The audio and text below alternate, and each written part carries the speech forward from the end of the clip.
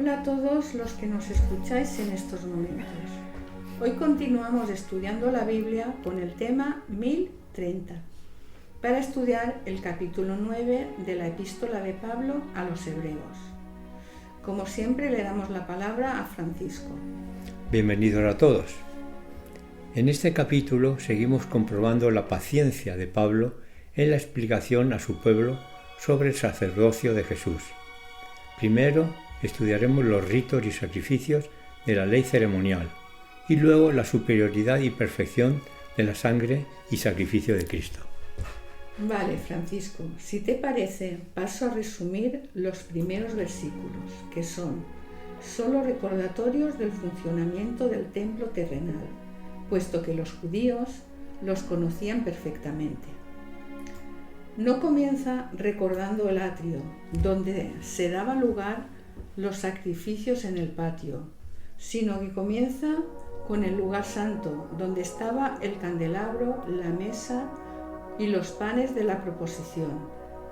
No nombra el incensario de oro y parecería que pertenece al lugar santísimo, pero es porque, aunque este incensario estaba en el lugar santo, su aroma llegaba al lugar santísimo formando parte de este.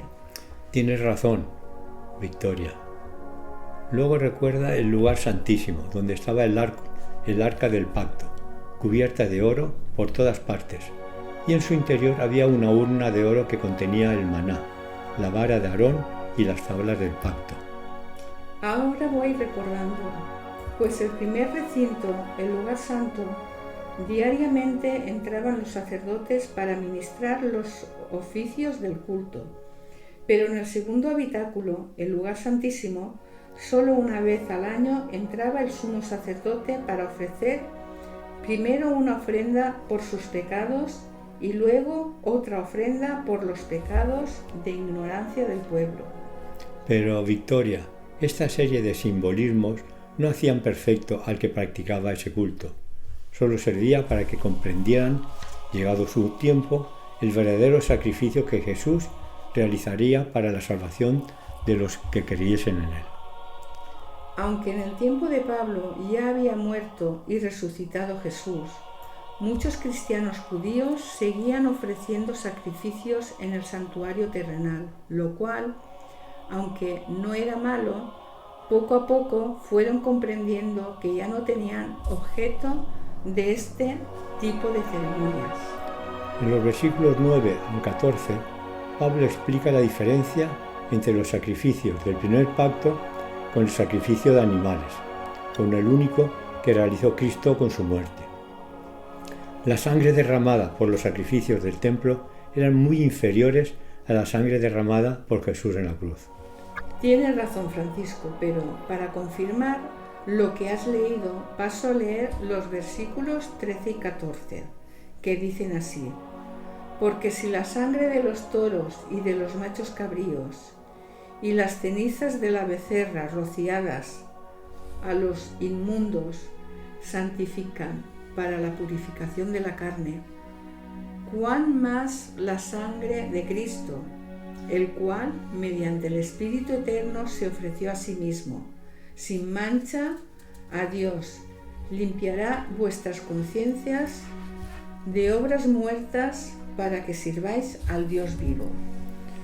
Bueno, ahora paso a leer el versículo 15, en el que Pablo les habla sobre la importancia de la muerte de Jesús.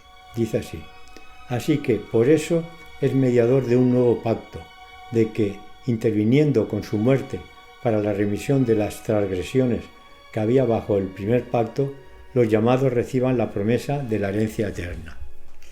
Cada vez veo más clara la explicación de Pablo respecto al sacerdocio de Jesús, porque la sangre de los animales no tenía poder para perdonar los pecados.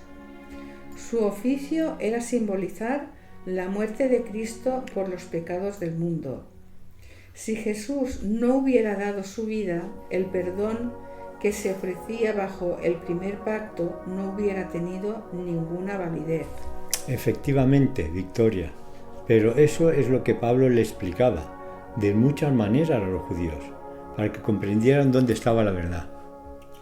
Los testimonios que dejó Jesús en esta tierra son como un testamento después de su muerte, porque un testamento solo tiene validez cuando hay un fallecimiento, y esto es lo que Jesús realizó.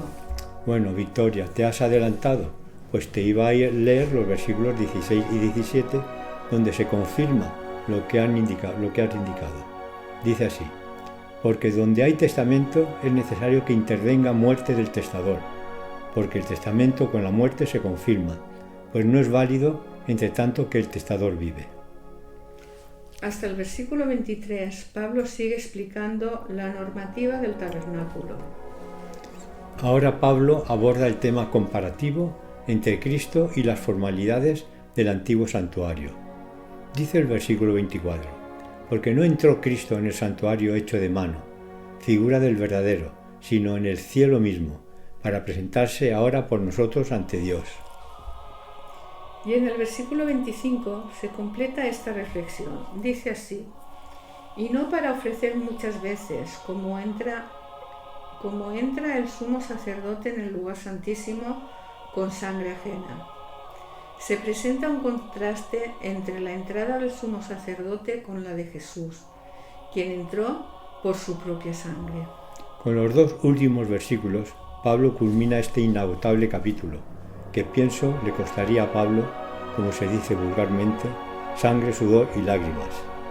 Dicen así: y de la manera que está establecido para los hombres que mueran una sola vez y después de esto el juicio, así también Cristo fue ofrecido una sola vez para llevar los pecados de muchos, y aparecerá por segunda vez sin relación con el pecado para salvar a los que le esperan.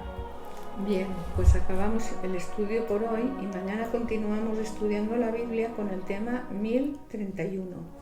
Bendiciones y hasta mañana.